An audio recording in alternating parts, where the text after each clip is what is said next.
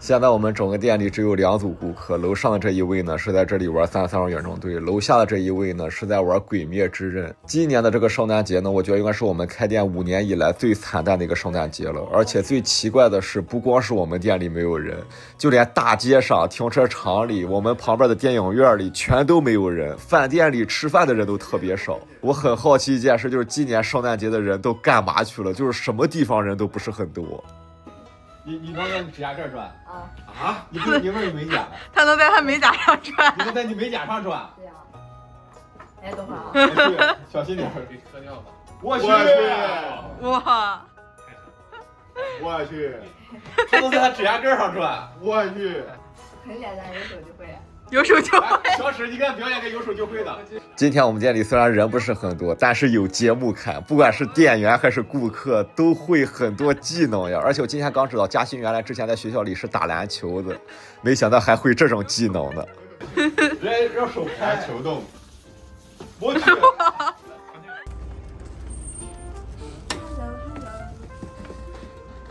哎，你看摆这么整齐呢。这感觉是什么耀西大军跟小鸡大军在这里准备打仗了。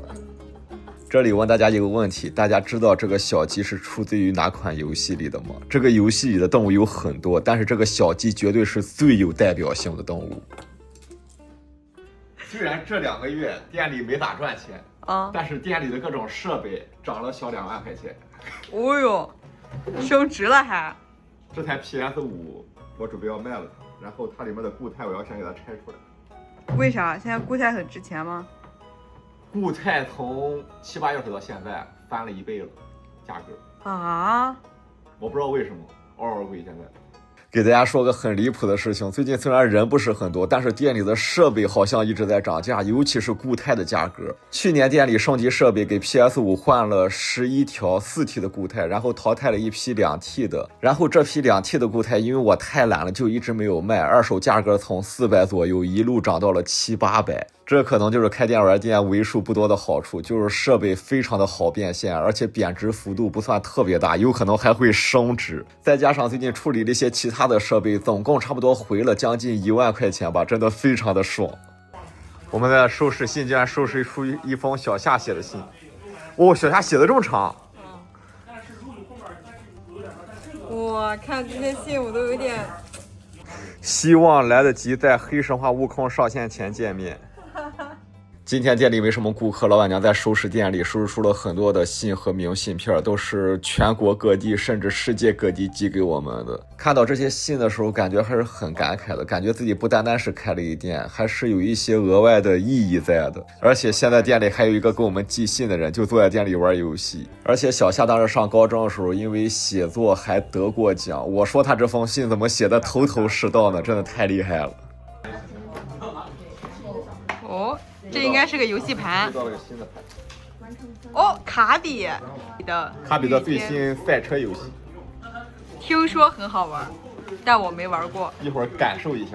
现在我们在玩星之卡比御天飞行，是星之卡比最新刚出的一个赛车游戏。虽然最多支持4个人一起玩，但是给我的感觉就是玩起来特别的混乱。就体验感来说的话，如果大家刚买了 Switch 2想买款赛车游戏的话，我肯定是推荐大家买马里奥赛车世界的。这款星之卡比的赛车游戏，我觉着还需要再沉淀一下。大家碰巧今天是小夏跟小天一起过个生日。没想到今天人这么多，今天是这个周店里人最多的一天。要不然店里就1个人没有，现在突然店里这么多人。哎呀，给大家看一眼，这是我订的蛋糕。哇哦！爱心，这是那个是那个塞尔达的，叫什么来着？这是塞尔达的女神像啊。转眼又长大了1岁，因为我和小夏的生日非常的接近，所以说最近这2年的时间都是我和小夏一起过的。老板娘今年给订了一个塞尔达旷野之息的蛋糕，因为她知道就是我最喜欢的游戏就是旷野之息，没有之一。我认为这就是世界上最好玩的游戏。而且当年我因为这个游戏买了 Switch， 后来又因为修 Switch 的手柄，我又突然想到了开店这件事。就这一系列的蝴蝶效应，我觉得往大了说，因为塞尔达旷野之息这个游戏改变了我的人生轨迹，都一点不为过。哇！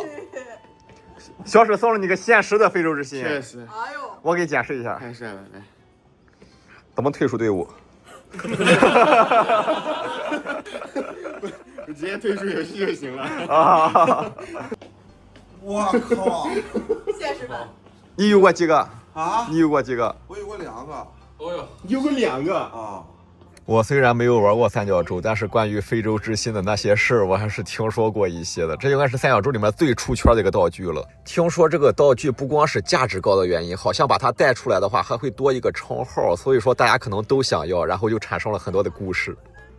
这个是 Witcher 给寄了一个生日礼物。哇！一张贴纸，哦，手柄，还有手柄。他给寄了个赛博朋克联名的 VR 眼镜。哇塞！哇！这个2077的 AR 眼镜是限定版，他给咱们寄了一个0903号，0903是这个店的开业日期，是这个店的开始。我没有想到Witcher送的这个礼物的编号竟然是我们店的开业日期，这真的是太用心了，相当于把2个生日相结合了一下。然后小夏送了我一个特别神奇的礼物，它的名字就叫任天堂 Pocket Camera， 任天堂数码口袋相机，这也太离谱了，是 Game Boy 的一个配件，它是在98年发售的，然后插在 Game Boy 上之后，它可以当做一个数码相机拍照。在98年的时候，这是世界上最小的数码相机，而且跟它配套的还有一个打印机，这个打印机竟然是用热敏纸成像的。这些配件的话，我真的都闻所未闻。我给大家演示一下他们是怎么用的，真的太离谱了。这个相机竟然在拍完照之后，还可以在这个游戏机内部进行照片上的修改。我不知道这算不算世界上最早的美颜或者说是 P 图之一。然后再把游戏机跟这个打印机用有线相连接起来，就可以把游戏机里面的照片给打印出来了。哦，传送中。哦，哇，正在打吗？我去，这也太牛了吧！以现在的眼光来看不牛，以当年的眼光来看挺牛的。这啥也看不出来。这个热敏纸的话，应该是时间太长了，打印出来的效果不是特别好，都看不太清楚人脸了。但是这个设备的话，在当年来说，应该算是很震撼了。还有个很让我出乎意料的是，我认为它的销量会很差，但是我搜了一下，它前3周的销量竟然达到了40万台，而且最夸张的是，它当年卖的巨贵，就这个小配件加上这个打印机的话，当年要卖到将近1000人民币，在98年的时候，这也太离谱了。然后小夏让我猜价格，我猜这个300多，猜对了，这个东西300块钱，然后我猜这个，我猜370，小夏跟我说不值，少了，我猜500，小夏说还不值，那这个多少钱啊？680，我去，店里打单的那个多少？店里打单那个68，我看。刚刚小夏跟我说了价格之后，我再次震惊了。我没有想到98年一手卖1000人民币的东西，在2025年都快26年了，它的二手依然能卖到1000块钱，真的太夸张了。然后我给小夏送了一个礼物是 Hitbox， 因为大家最近都开始玩街霸了，我就想送他们一点比较实用的东西，我就送了他一个 Hitbox。我太好奇这个苦瓜甘草了，我就知道你不怀好意。甘草苦瓜，我之前说我很好奇湖南到底有没有不辣的零食，然后这一期我们就收到了湖南寄来的甘草苦瓜。难道湖南的零食除了辣就是猎奇吗？除了酸，这里面有人间百味。你今年还年轻，经历的事还少，你吃个这个吧，你让你经历很多。这个东西我不能说别的，我只能说它巨难吃。嚼不动。你再嚼一会儿，你知道它为什么难吃了。刚入口是咸味儿，带点甜味儿，后来慢慢你能感觉出一点辣味儿来，嚼到最后只有苦味儿。一口被小肠。这个甘草苦瓜的味道真的是太丰富了，我觉得它应该改个名字叫做人参，里面咸甜苦辣全都有，真的是一个很哲学的零食。来自江苏苏州。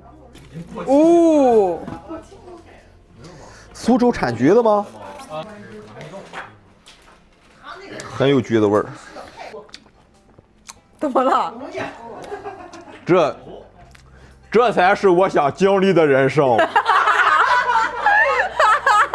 这就接上了。